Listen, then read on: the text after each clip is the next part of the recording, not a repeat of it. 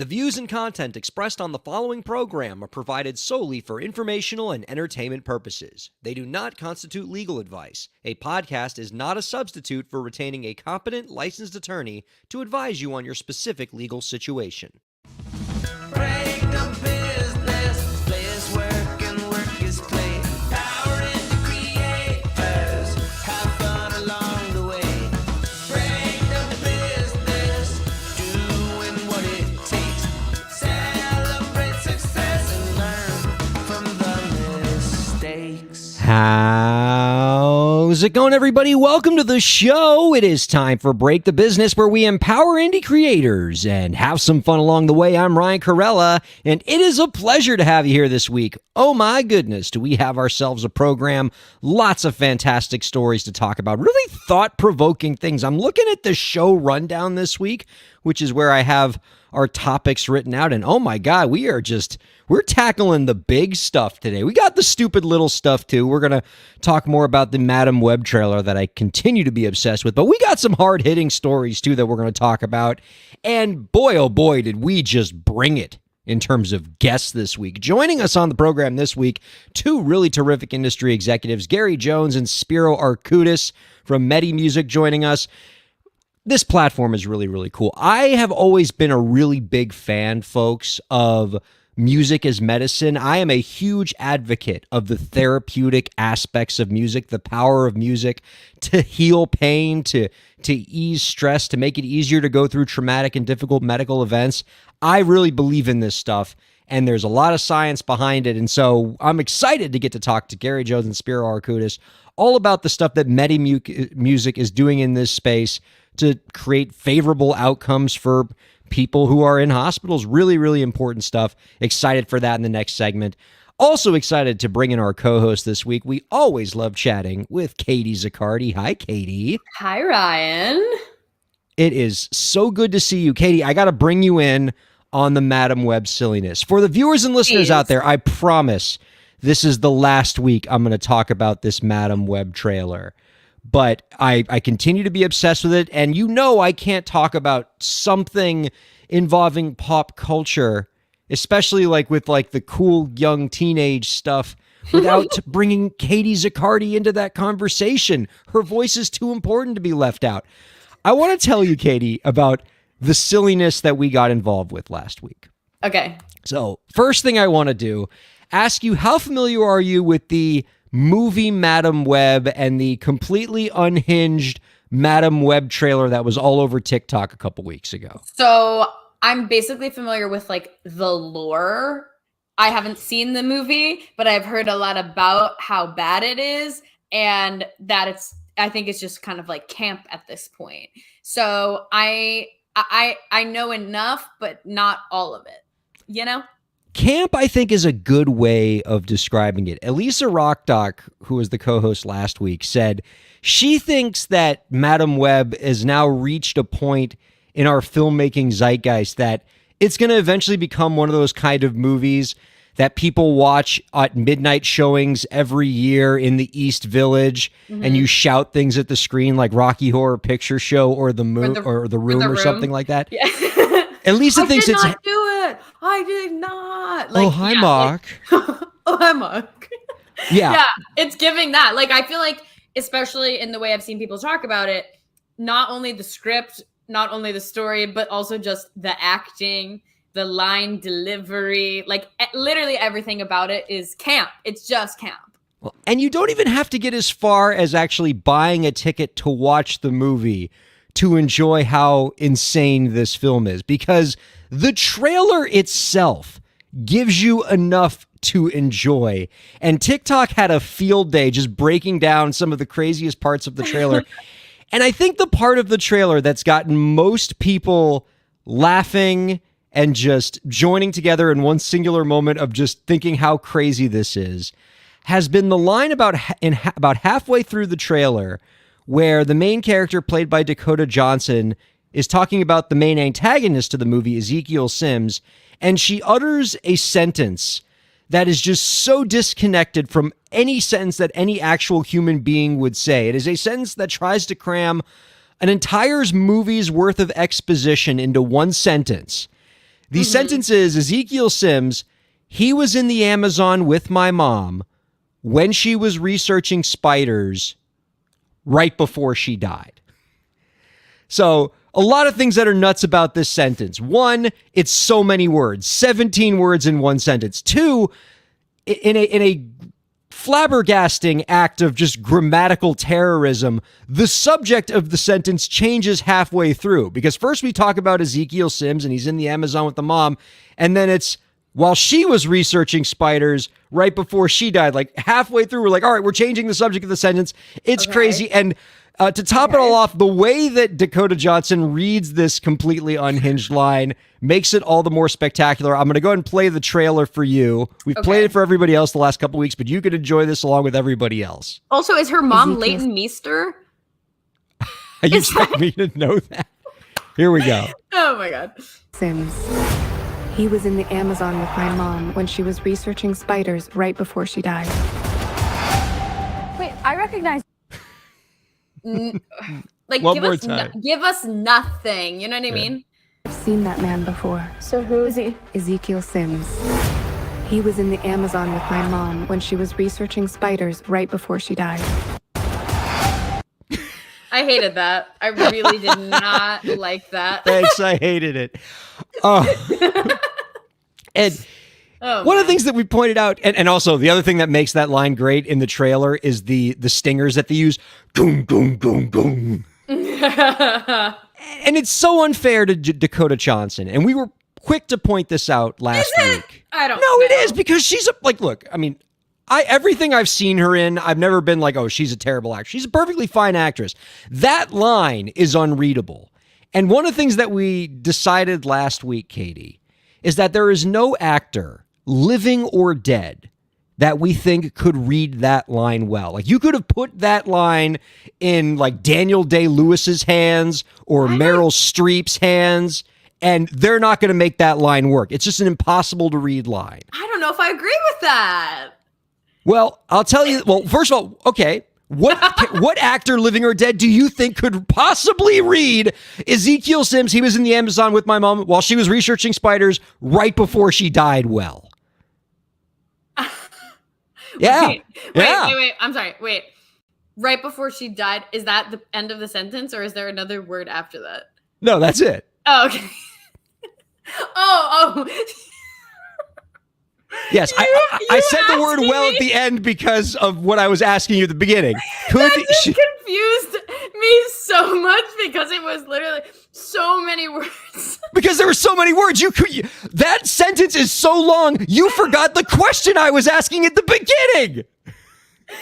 No, and that is my karma. And that's a good point. Now I see it. Now I hear it. I see it. Who could do this well? I don't know. I'll come back to you on that. Well, but I think it's just about the way you break it up. Like, you have to make it 3 sentences, even though it's one. You know what I mean? Well, that's one theory, right? Is to like, okay, the only way to do this is you have to like break it up. You have to stretch it out.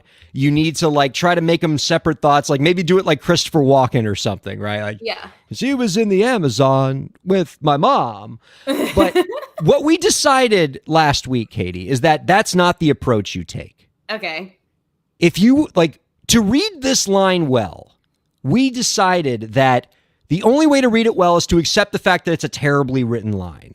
And so you just have to get through it as fast as you can. You have to blow through this line. You have to scream it at the top of your lungs and just get through it quickly and then just move on with your movie. Just accept the fact that this line is a disaster and just get through it, rip off the Band-Aid. And in that regard, we realize that there is only one actor, living or dead, capable of reading this line effectively because they can give it the volume and speed that this line deserves. And that actor, who's sadly no longer with us, Gilbert Gottfried.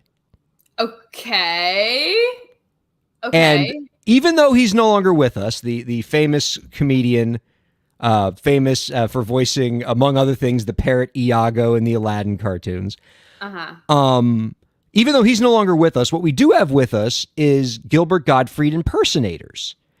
And so we went on to Fiverr.com, Katie, last week, and we paid a Gilbert Gottfried impersonator to read this line from Madam Web for us. And we had a great time last week enjoying it. And so, Lauren, could you play that clip for Katie so she could get in on our joy? On and continue to be obsessed with the completely unhinged line from the Madam Web trailer. Oh. Ezekiel Sims, he was in the Amazon with my mom while she was researching spiders right before she died. All in one sentence, like just trying to cram as much exposition as possible into one sentence in a line of dialogue that like no human being would ever utter in the real world. The only actor, living or dead, that we think could read that line and make it work, Gilbert Gottfried. However, what we do have is Fiverr.com to get a Gilbert Gottfried impersonator to read anything you want, including this completely unhinged dialogue from Madam Web. So to test my theory, Lauren, do you have our Gilbert Gottfried impersonator reading this line from Madam Web? Ezekiel Sims? He was in the Amazon with my mom when she was researching spiders right before she died. I mean, Gilbert nails it. That was something. Wow. Okay, I think you're right. You win. You win. I concede any argument. The more and more I hear the line, the more ridiculous it sounds. And the only way for it to work is to be the most ridiculous delivery of the line possible. And that was it. Laura, can we hear that audio again? Just the audio this time.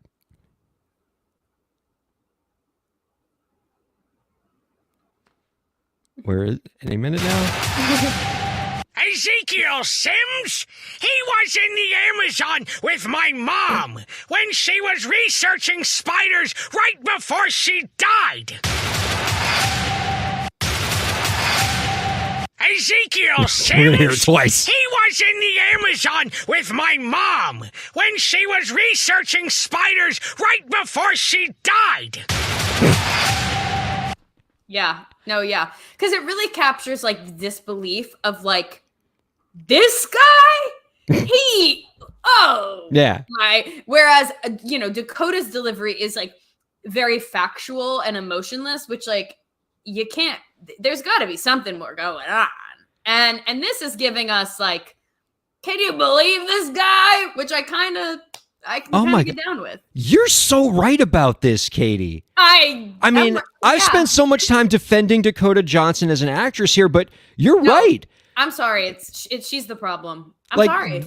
Like, only a genius like the late Gilbert Gottfried, who's no longer with us, but this impersonator who is channeling his spirit, would know that this line deserves a high amount of shock. Yeah. You have discovered this person who was in the jungle with your mom at the moment she died while she was researching arachnids. Yeah. Naturally, you would be shocked by this notion, and you'd have to shout this at the top of your lungs. Oh my God, that's the guy who was in the Amazon with my mom when she was researching spiders right before she died.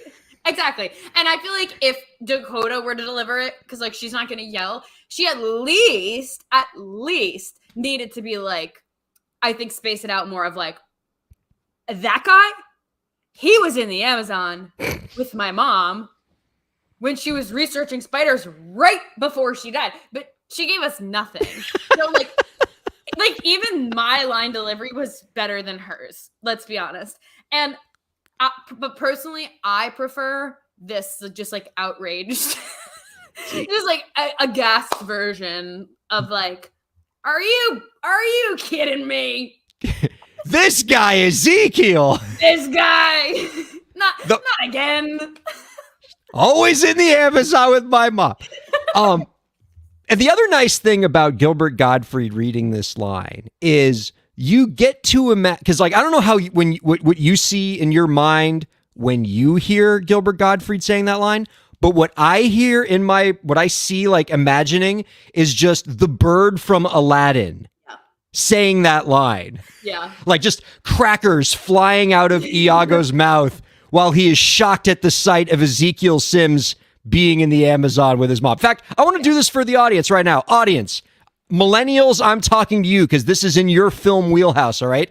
I want you to hear the Gilbert Gottfried line again, but this time we're all collectively, radio, podcast, live streaming audience, we're all collectively going to close our eyes and imagine the bird from Aladdin saying this. It's going to make us all smile.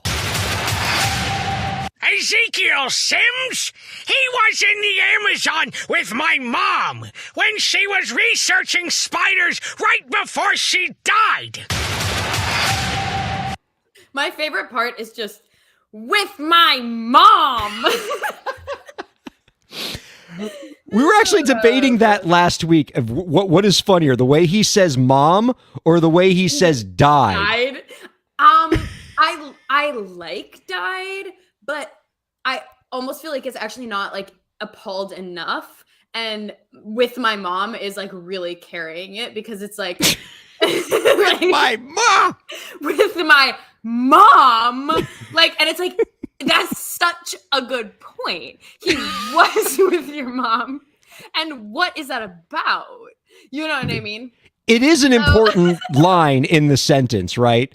Yeah. It's like, oh, Ezekiel Sims, he was in the Amazon. Oh, okay. You know, people go on vacation. The Amazon's a great place to go on vacation. Who is he with?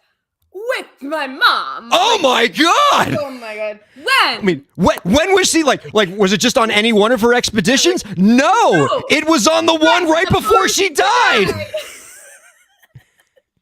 While she was researching spiders, Katie. See, and that's why I also was wondering is just in the line structure itself, I feel like those two parts should have been flipped, but it really doesn't work that way either.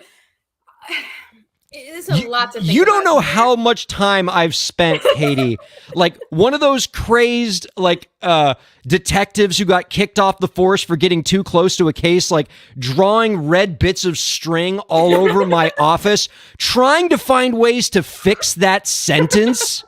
I don't think you can. Like, I think that what they should have done is they should have had someone else asking, like, when was this? Yes. You know what I mean? Like, Sydney Sweeney should have been doing dialogue with yes, exactly. Ezekiel Sims. He was in the Amazon. With When? who? With my Who? mom. With who? When? When she was Yeah. researching spiders. Yeah. Oh yeah. What was she doing in the Amazon? This is a lot of. Yeah. Oh, brother. I don't know if it would have worked for the trailer. Now, okay, Yeah, while we were so busy laughing about this, we completely missed the amazing act of production by producer Lauren here, putting Iago from Aladdin up on the screen. Producer, why don't you get that back up for us? Oh, hello, Iago. All right, so now we can do this again. One last time for the live streaming audience. Keep Iago up there. We're going to play it again, and now we can all really imagine Iago saying this line because the live streaming audience is all looking at the bird from Aladdin right now. Ezekiel Sims? He was in the Amazon with my mom when she was researching spiders right before she died. I just love love the this so idea much. of like, wait, what's the villain's name in Aladdin? I'm blinking. Jafar, Oh my God. Sorry. I'm going to take your millennial I'm card. sorry. I'm sorry. Like, I just love the idea of Jafar being like, "Who's this genie guy? What's going on here?" And then it's like, "Oh, that guy." He was in Agrabah with my monkey while they were getting a magic lamp. Oh yeah. Oh my God. That's funny. Okay, see, now this is the problem, Katie, is we've had a lot of fun and we've goofed around, and now we got to do kind of like a powerful, serious topic, and there's no way to transition. This just sucks. Yeah, maybe we should have swapped topics and done this first, but you know No. what? I do want to end with this though. Yeah. I want to know from the listeners if like your thoughts, and please can you DM me on Instagram at Katie's Guardian? Like, are you goofing off with us? Are you laughing with us? Because I want to know your thoughts. I am so curious to hear from the people on this previous topic. And I also want to know if you've seen The Room. And now I also want to hear Gilbert Gottfried quoting The Room. There's just like a lot going on in my mind right now, and I want to know the audience perspective. Well, we So can actually please make that last one happen because, like, the person who did this is a comedian who's at Funny Guy Timmy on Fiverr and on Instagram. You should definitely go check him out because he's been very good to us. Are you saying we need like a recurring segment where we get this guy to read as Gilbert Gottfried a bunch of like Maybe. lines from terrible movies. From awful movies. Awful, but also so good. And if with regard to your first point, Katie, this you actually are bringing up something that I'm genuinely curious about and would like to find a way to poll the audience on this. It's something that I'm always struggling with is I don't know what kind of balance the audience wants in terms of how much goofing around nonsense do they want versus how much kind of like hard hitting advice stuff do they want? Because I know it's not all nonsense, right? Because if it's all nonsense, they could just go to like a comedy podcast. Yeah. And I know they don't want all like 100% like important news stuff because you can go get that in other places too. I know people like the mix because they've always told us that, but I don't know like how much we should do. Should it be like 1/3, 2/3, 75-25? I don't know. And yeah, so to your point, Katie, I would be very interested in the audience's perspective on that question. Let us know. Let me know. I want to hear. DM me at Katie Sicardi on Instagram and let's talk about it. Very good. Daniel Naruto writes in at Break the Business, as long as it's authentically you. Well, don't say that because the authentic me is to do 3 hours on the Madam Web trailer with a quick mention of the story that we're bringing up this week about kid influencers. And I know that's not probably good for what we want to do on this show. But if you want me to be authentic, there we go. So, Katie, I imagine that our podcast had like an award that we gave out each week, which is like the publication that had the coolest, most important news story in the entertainment industry this week. Yeah. And, you know, if I were to give this award out most weeks, it would go to the usual suspects, right? I'd be handing it off to Billboard Magazine or Variety or The Hollywood Reporter. Maybe Rolling Stone gets one every once in a while. Maybe The Verge gets one every once in a while if I want a tech story. Hypebot, Digital Music News, all of the usual suspects. But every once in a while, Katie, a more surprising recipient would get this award, including this week, which, you know, huge upset. All of the usual suspects, I know it's an honor just to be nominated, but they would not win the award this week. Instead, the publication that I think gave us the best article, the most important article in the entertainment industry this week that I do want to talk to you about, Cosmopolitan, if you can believe it. And now this is my own, like, you know, caveman, cisgendered male privilege happening here that when I saw that this was in Cosmopolitan, my first thought was like, I didn't know Cosmo wrote these kind of articles, right? Like when and you know, again, my own sort of, you know, stupid, stilted male prism here thinks that like, oh, Cosmo is just like sex tips and things like that. And like they are clearly not because because journalist, I want to make sure I get her name in here and give her the credit. Journalist Fortessa Latifi wrote a series of articles in Cosmopolitan this week talking about the rise of kidfluencers, kids that are being used by their families in social media posts and influencer campaigns and things like that.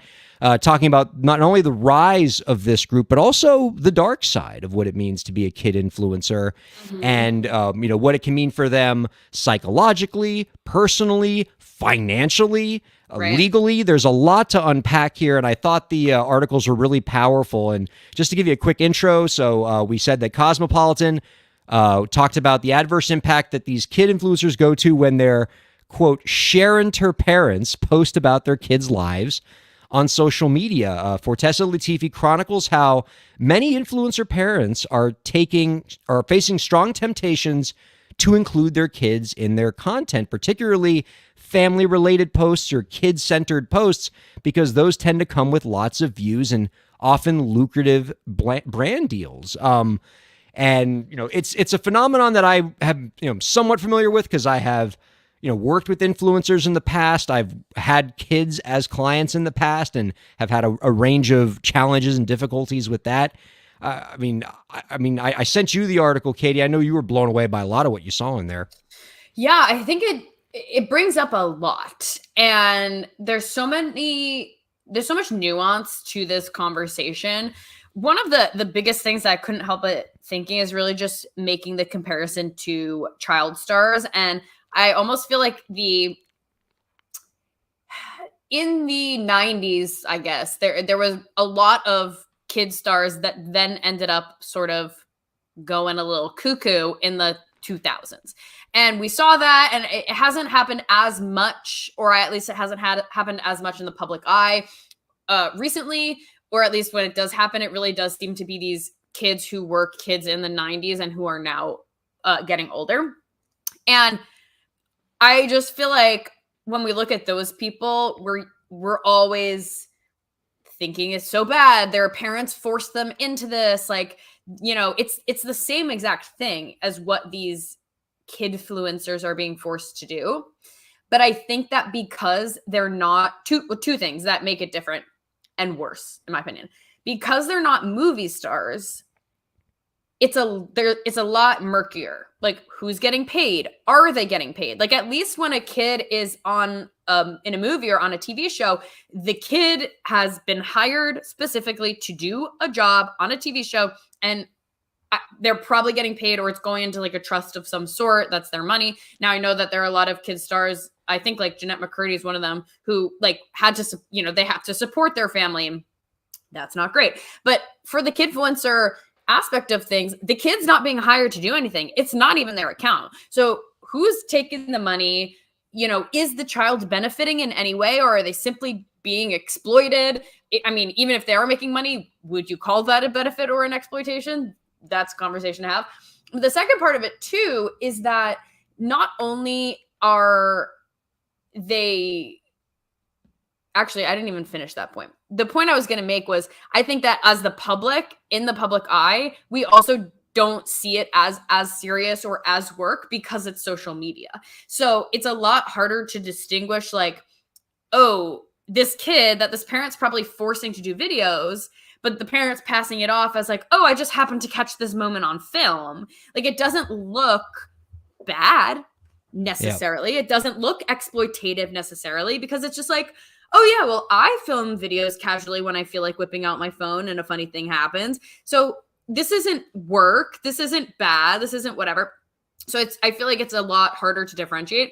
And then the last point to that end, in one of the articles, the person that was giving comment was basically saying, like, you know, the relationship with her mom became one not of like parent and child, but of boss and employee. Employer-employee. Yeah, that was powerful. Yeah, and I think that alone is powerful, but especially if we're going to continue to compare it to like kid movie stars, like at least those kids got to go to work and then come home and have a family. Now, I think a lot of their lives at home were not great, which is probably why they were forced into it anyway.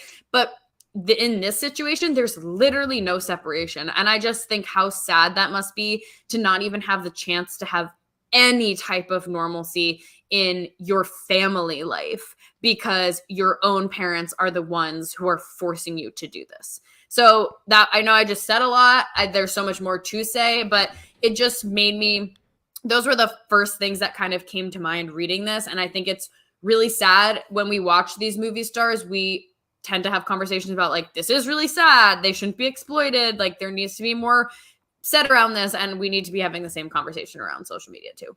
God, you hit on so many good points there. I'm like furiously taking notes because I want to make sure we touch on a lot of them because you made a lot of excellent points there. First thing, talking about the really important distinction between like the child stars in film and television and the ones today, right? You talked about the horror stories that film and TV child stars went through in the 90s and the 70s. We think of like Gary Coleman through the experiences, the horrific experiences that like Jeanette McCurdy that you noted went through. Yeah. And because of all those painful things that happened to those people, a lot of laws got developed to protect those film and TV stars. And there's unions and things like that protect and them. There's union protections, there are employment protections, there's requirements that students get a certain amount of education. They bring teachers and schools on set, a whole lot of things to protect kids. On the financial side, we have what are called Coogan laws in most states that actually require that when child stars make money in film and television, a percentage of that income has to be set aside and placed in a trust for that kid when they turn 18 so that their parents can't squander all their money. All of these are really important protections that were brought forth because of all the tragedies that kids came through, and largely these protections don't exist for kidfluencers. A lot of these laws don't contemplate this kind of work environment where your employer is not some TV studio or film production company, but is your parents at your house with a phone. And the law just hasn't caught up to this yet. Only one state out of 50, Illinois, has any kind of law that protects a child influencer's right to some of their earnings when they turn 18. California tried to pass a law. It wound up, the one that did pass wound up not really having enough teeth to protect this population. But it's a really important situation that the law just hasn't caught up with yet. And God, Katie, the point you brought up there at the end about the distinction between like when child stars work in movies, they get to go home. And their home is like their sanctuary, no matter how tough it was being a child actor, they get to go home to a loving family. When you're a kidfluencer, the crappy environment is at your home. You have nowhere to go. You're trapped in it. And it gets to something that like I tell a lot of parents, because I have had, as I said before, I worked with kid clients. I've had child actor, child musician type clients before, YouTubers, things like that. And it's always a scary line because I'm always dealing with parents. And inevitably, the parent wants to take on a dual role where they are their kid's parent, obviously, but they're also taking some kind of role of like being their manager or their lawyer or some kind of role in the organization, usually a manager, like a momager, as they'll call it. Yeah. And I will almost always tell the parents, you don't want to be the manager. It is not in your child's best interest to manage your kid. Yeah. And then they'll inevitably say something like, but I want to be involved. I know my kid better than anybody. Why wouldn't I be the best suited person to run to be their manager? And what I always tell them is, you are involved. You have the most important role in your child's life as an entertainer. You're the parent. You're the parent. Like, you have to also be able to have objectivity to see. Yes. Like, outside of, if I'm negotiating this deal, I might not be able to see if this is best for my kid. But if I can just look at it objectively, it enrages me. Like, you can't, and like, and it's easy to kind of blast these parents, but I think a lot of them are well-intentioned, but it's still a conflict of interest. You can't be the manager and the parent because those two people have different jobs that often conflict. Yeah. The manager's job is to look out for your kid's career. The parent's job is to look out for your kid's best interests. A job that is more important than the first job, and it's a job that you can't do well if your job is also to look out for your kid's career. Your job is to, when the manager pitches things to your kid, it's your job to step in and say, yo, my kid is not going to do that. That is not in my kid's best interest, not going to happen. Yeah. And, that it's something that parents often run into, and it creates a problem for them. And so, like, when I get mixed up in these, it creates an awkward conversation even for me as the lawyer, because one of the first things I have to tell parents when they bring me on as an attorney is to parent. Well, is to parent, but I tell them, look, I need to be, I will take this case, but be clear, I am not your client. I am your child's client. I understand you are the one paying the bills, and you're the one paying my legal bills, but your kid is my client. And so I am going to tell you things that, often it's me like looking out for the kid's best interest. And like, I'm often battling the parent because the parent wants to do something for the kid's career. And I'm saying, I don't recommend this. This is not in your kid's best interest. And it's almost like I'm becoming the parent. It's often a very awkward situation, but this is the kind of stuff that you get mixed up with when you're involving kids in the entertainment industry that gets multiplied times 1,000 when you're talking about this kind of kidfluencer relationship where you're making content at home and it's happening all the time and there's no distinction between like work and home. And, to this point, and people need to understand this. And I know, Katie, you were touching on this and you're on point with this, is making social media influencer content is a lot harder than it looks. When you see the video on TikTok, it looks like something that somebody slapped together in 30 seconds because it was by design. But in reality, that 30-second video could have taken hours to put together and to plan and to light and to edit afterwards. And it can be incredibly demanding, especially if you're putting out content on a daily basis. It's hard to do that and have time to be a kid and to be a family for your child. Yeah. And I feel like this conversation the two big things that I think of are the money part of it, the monetization part of it, and then the exploitative part of it. I might make a bold claim here by saying that when it comes to the monetization, I honestly think, fine, you as a parent, you get to make the decision as to if you want to create content with your kid. I think if we have time, we might want to go down the road talking a little bit about, should this happen as it is? But let's say they say yes. I think you just should not be allowed to monetize any content with your kid. If you're making content with your kid, you can't be making money. You can't be doing ads on that platform. Again, might be a bold take, but I just don't see how they could possibly regulate social media when, there's no tracking. Like nobody's there tracking the TikTok creativity fund. And is this money being funneled into a trust for the kid or whatever? Like nobody's tracking that. And so literally from like a work labor law perspective, I just feel like if you have kids on your channel in that way, you shouldn't be able to monetize, because and that's very cut and dry, but I don't know how else they would be able to regulate that, at least not right now. But then the second part of it is just a conversation about like, should you even be putting your kids on the World Wide Web in such a broad way? Do we have time to keep this conversation going a little bit, Ryan? We got about, let's say 3 or 4. Yeah, we have about 3 to 4 minutes to break down all of the ethical implications of parenting your children in the 21st century. That's enough time, right? No, yeah. Okay, I'll go really, really fast. Well, when you sent me these articles, it reminded me of this little girl named Ren Eleanor, and I've been seeing her all over my For You page lately. And luckily, I do not see her videos because I don't want to watch them. I don't want to support her channel or her mother because it's really disgusting what she's doing. But I see a lot of people commenting on it. And a lot of people are saying that they think that in a few years, there's going to be a law literally called Ren's Law or something like that, because this mother is creating videos with her daughter. Apparently she has a son too. She's not doing any videos with the son, but she's doing videos with her daughter, who I think's like 4 years old ish.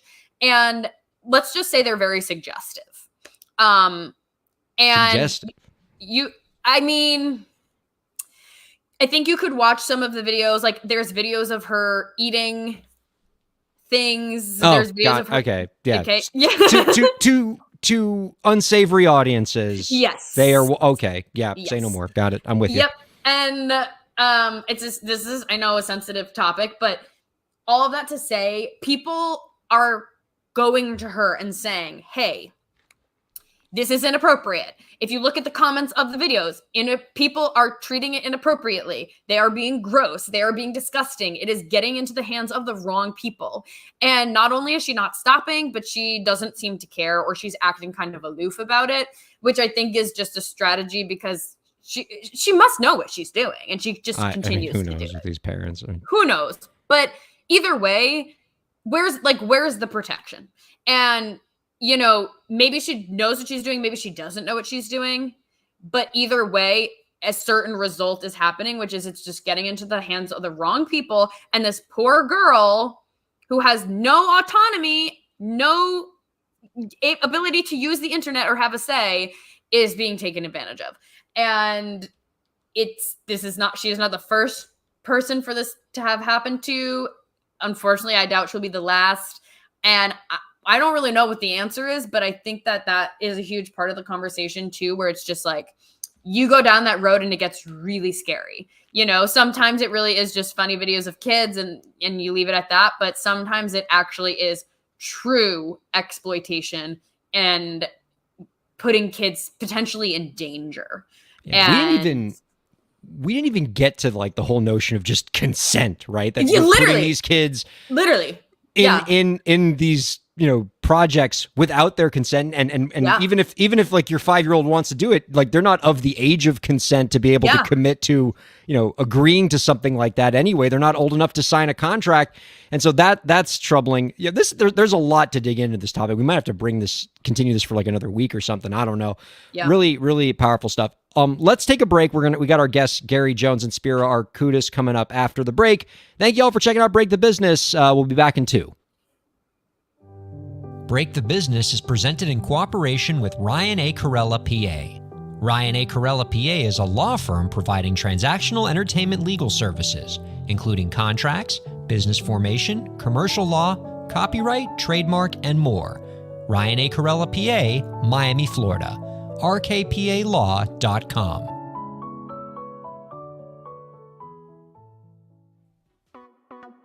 Streaming services for Break the Business provided by LEK Entertainment. LEK Entertainment is a full-service entertainment company offering everything from consultations to full-scale events and productions, including audio and video productions, voiceovers, staged theatrical productions, script and music development, and streaming services. For more information, visit lekentertainment.com. LEK Entertainment wants to help you bring your story to life.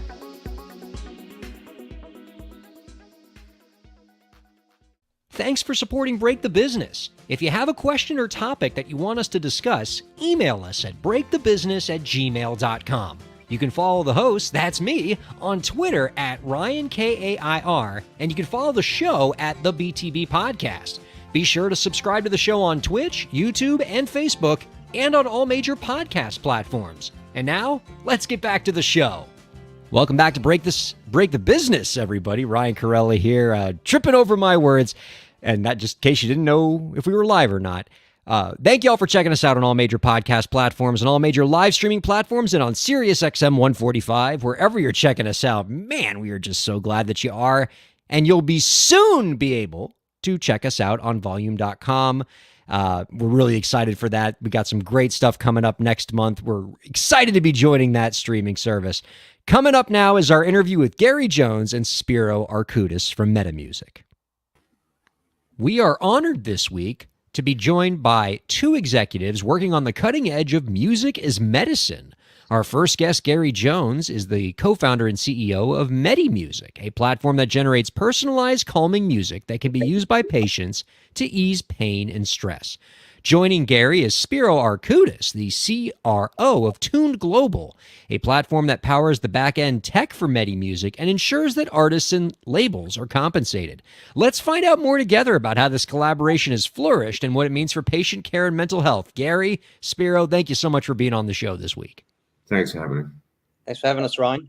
This is really, really interesting. I've always been something of a fan, something of a interested outside observer in this particular phenomenon. I definitely can advocate for, as a layperson, the medical benefits of music and how it has a restorative impact on people. But I'm interested to seeing what role each of you play in this pretty exciting phenomenon. Gary, let me start with you. What does MetaMusic do? What's a typical use case for your organization and its products? Oh, wow. Thanks, Ryan. So that's a good question. I mean, the issue, we're as broad as we are long in terms of the applications of music to health. You can go from dental anxiety, dementia, palliative care, pain. It's immense. And then, our focus is mainly on anxiety and pain reduction. But if you flip our algorithms the other way, you're looking at stroke, you're looking at all sort, physical rehabilitation. You're looking at all sorts of use cases. That's really impactful. I'm blown away by the broad scope of medicinal applications that music could have to treat a wide range of maladies. Interested in some of what the data says on this. I've read a little bit of data in preparation for this interview, but I'd love to talk to the experts on this. Spiro, let me ask you this question. What is the survey data telling you all right now about how people are already using music to reduce anxiety, improve their health, like Gary mentioned? Well, we hear from a lot of people, Ryan. So, I mean, the data we look into even comes from rights holders. Give an example, Universal Music Group and so forth, who, we see the benefits that music has in terms of, people's well-being and so forth. So we know it's a valuable form of mental well-being. I mean, personally, I go to music when I'm stressed, right? And we know from a lot of the rights holders too, that's an area they want to, it's also, I guess, a care side of human nature as well. It's one thing to have music for different reasons, whether we use it to train, for fitness and so forth. But I think when it comes, music as medicine, it's critically important, especially if we look at what we just came out of a couple of years ago with COVID, right? And so where did people go to kind of de-stress or, focus elsewhere? Hey, chances are you throw on a set of headphones and you listen to music, right, to zone out. So we know it's important. It's a huge passion point, but I think when it comes to the health of people, music plays a very important part.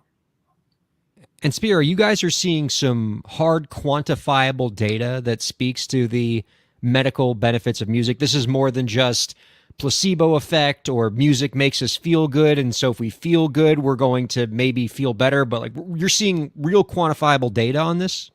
We are basically, and we're also seeing it from universities. So people that are coming to us, I'd say the increase coming from this sector, from universities, even in parts of the world, is definitely increasing.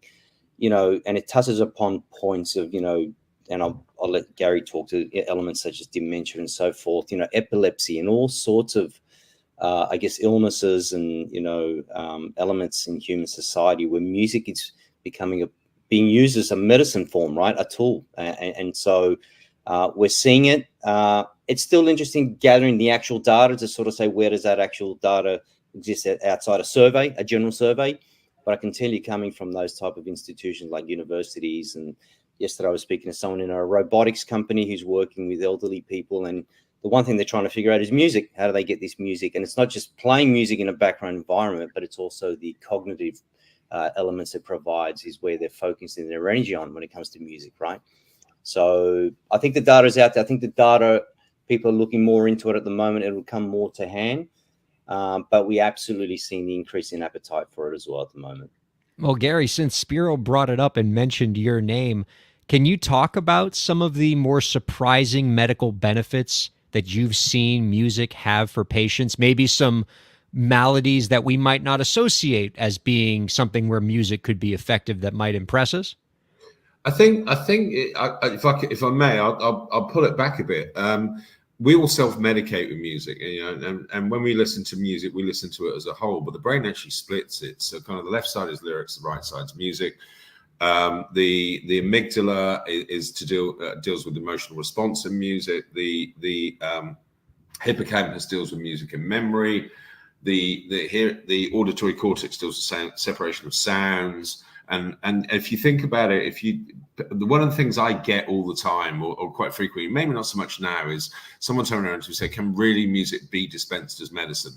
And my answer to that is yes. I mean, the science is there's 25,000 papers on PubMed. There's 40 years of research. They all prove that the benefits of music to health. We talk about how music can reduce pain, how it can make pain medication more performant and anxiety medication more performant.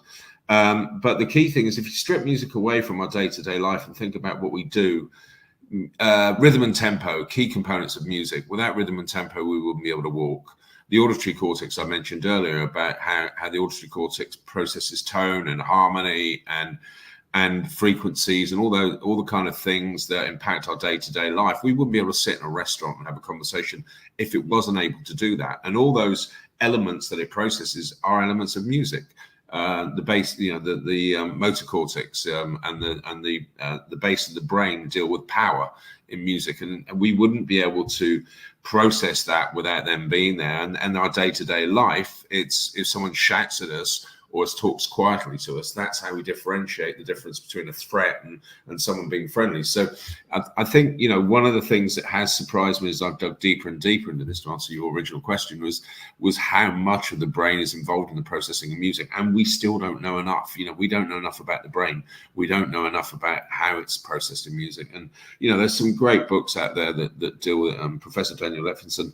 The Brain on Music is one of the seminal seminal works on it, and I would recommend anyone to read that if they get the chance. So Gary's platform, MediMusic, for the viewers and listeners out there, is creating personalized calming music that can be used by patients to ease pain, stress, anxiety, a wide range of medical issues. And Spiro, if I understand it correctly, your role in this project is helping create a lot of the infrastructure for this, and in particular, helping ensure that the artists that are creating music for this platform, or that where the music is being used for this platform, that these folks are getting paid, these folks are getting compensated. Can you talk a little bit about how that works? Yeah, absolutely. So you're right about that. It is infrastructure, and that infrastructure, let's call it from a music B2B perspective, is a content delivery platform. So how do you get the music to the platform, right? That's one thing. And the other side of that is obviously if you're doing so to be able to report them back on that to rights holders. There's various APIs that are consumed by a lot of our clients. So we provide a lot of the listening functions that are then used by services such as MIDI music. So we have a relationship, obviously, with the rights holders themselves. You reference the artist, so that usually means relationship with the record labels. You got to be cognizant of the relationship with publishers and so forth. So we bring a whole gambit of not only the technical infrastructure, but also understanding the rights holder side, which is obviously a critical part of this business. And we obviously work very closely with Gary in terms of the rights holders as well. So infrastructure, but also managing the right side, which can be complicated for the uninitiated. And for the initiated too, as thinking, there was nothing easy about dealing with music rights holders. And I was impressed, and I'll just say it, shocked to learn that the three major record labels are working with you all on this, that you have partnerships with them. I mean, you want to talk about the challenges of rights management. Dealing with that particular three-headed beast is no easy task. Gary, can you give us a little bit of the backstory about how the three major labels got involved with your project? Are they fans of the idea of music as medicine as well? Yeah, I mean, absolutely. I think, we've all self-medicated music. I said previously, if you look at the great thinkers of our time, Confucius, Plato, Tolstoy, Einstein even wrote a book about it, Martin Luther King, they've all extolled the benefits of music to health. So it's nothing new. And the rights holders are looking for other revenue streams. I think COVID has probably helped with this in some ways, in terms of an awareness of more of music and its benefits to our health and dementia. Certainly, some of the recent publicity globally about music and its influence upon those that have been diagnosed with dementia and how it helps people remember. And it's been around 40 years. I mean, I think the advent, the two kind of I guess cornerstones for why it's now become such a popular topic is the advent of digital music, or digitization of music, and algorithms. So we can actually start to train algorithms to think, to kind of mimic the human brain's response to a degree to music, to produce this kind of effect that we're looking for in terms of reducing heart rate and increasing heart rate variability. But it's been around for a while, and I think the labels for us have been brilliant. Universal, Sony, Warner's have all been fantastic. They've all embraced us, opened their arms. They've not made it too painful at all, really. And it's we want to. We're here. The labels and us are really the middlemen. It's about the artists. And it's also about the people that we're helping to feel some benefit from the artist's music. Wow, that is an exciting prospect. And it's cool to see the three major labels seeing the value in this and being such faithful partners for you all. I'm going to ask a question to each of you here, because I like to get double the perspective when I think is a very important subject area. So I'll start with you, Spiro. Tell me what your expectations are for the future of this field, music as medicine. What does your collaboration, what does the science, what does the business aspects of all of this look like 5 to 10 years from now? I think we will see this. I mean, from my perspective, I think, from what Gary's doing and in the future of other companies, I expect to see, in a perfect world, hospitals, there'll be software solutions, there will be interfaces within, medical, all sorts of different backgrounds where commercial music will be consumed. But I think importantly, music will be used as medicine, right? I think at the moment, what Gary's doing, a couple of others are spearheading in this industry, will allow others to follow on. So I think we're going to see a flurry of new players in the future, but I think at a much probably more macro level as well, right? When people understand the benefits. And there is a pathway here. I think the challenge here, Ryan and Gary, you might have seen in the early days, is how do you get from A to B in this space, right? From one thing having an algorithm and having an idea, crossing that whole, bridge of music rights, complexities of licensing and how that all works. And I think, in 5 years' time, and Gary called that out, the labels have been great. I mean, the majors are really trying. They're curious. They want to know more. How can they support? So I think we're laying the foundation, Ryan and Gary, for the future. Here we will see a lot more plays in this space, and we're going to see probably more of the quantifiable data that we all kind of keep looking for, from probably bigger institutions as well. So I think the future will involve music being consumed at a much more deeper level across medical institutions and so forth, right? And I think Gary and what Gary's doing, a couple of the other players are kind of spearheading that. And you're seeing the stories in the press. I'm seeing him in music press more and more now.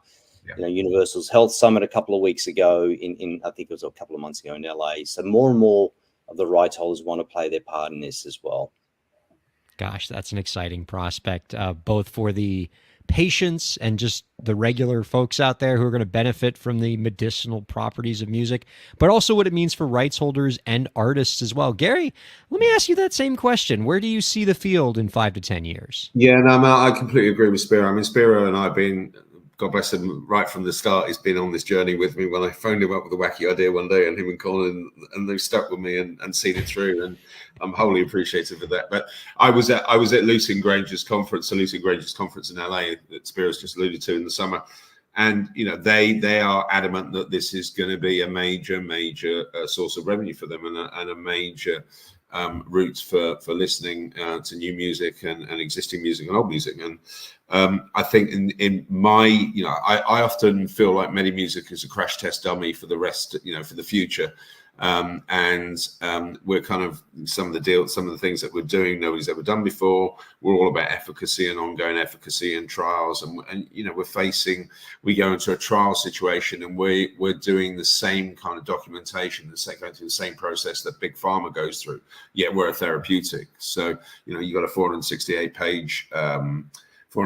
page ethics form with 20 company documents. That's what a big pharmaceutical company does. That shouldn't exist. So I think some of the things we're doing now will hopefully change that. There are organizations like the Digital Therapeutics Alliance in the US that are helping to kind of change that mindset. There's some stuff going on in the UK as well. But I think, it's got to be for the future, the labels are going to make this simpler. In terms of the rights management, the NHS, the healthcare systems have got to adopt it. And, music therapy has been around a while. But I think in 5 to 10 years' time, we or as Medi Music or someone or a group of us will be dispensing music as medicine, because we will have built the clinical data or taken the existing data and used it and added on top of that our own data to create an undeniable solution that people can benefit from.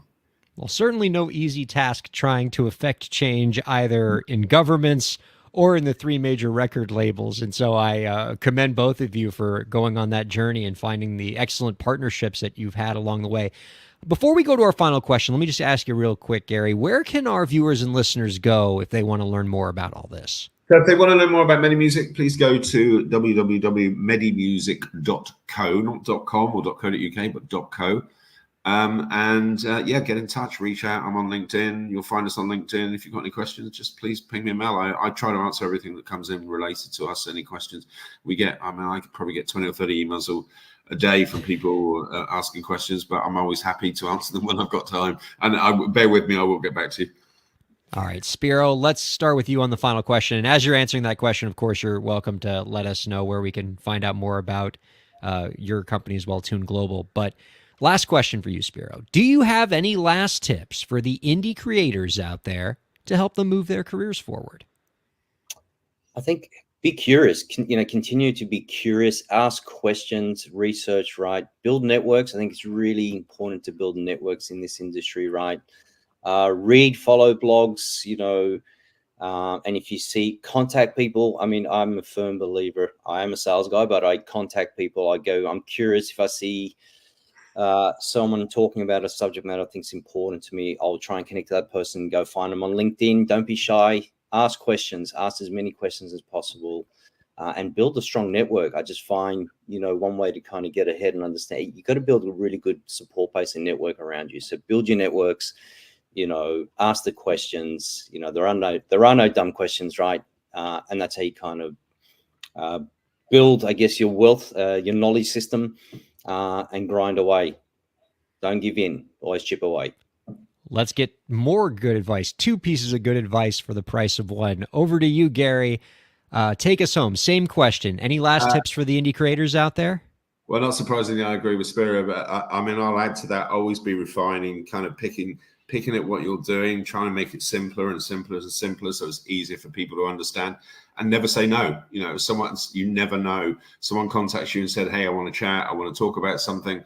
I'm really interested to hear what you have to say. Always speak to people because, you know, at the end of the day, you never know where that's going to lead to. It's networking again at a more, you might look at someone and think, actually, you know, what are you bringing to the table? But always have that conversation.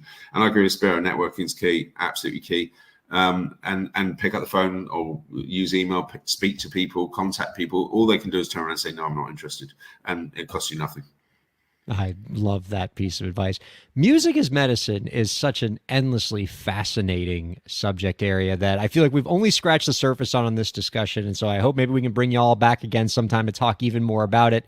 In the meantime, though, I appreciate you both coming on, and I thank you both so much for your insight this week. Thank you. Thank you, Ryan. Thank you. Much appreciated. Gary Jones and Spiro Arkoudis, everybody.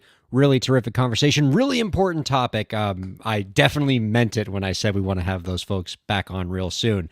Our thanks to Gary and Spiro. Our thanks to Katie Zaccardi and producer Lauren for joining us. We've had a blast. And of course, thanks to all of you viewers and listeners for checking out Break the Business. We'll see you next week.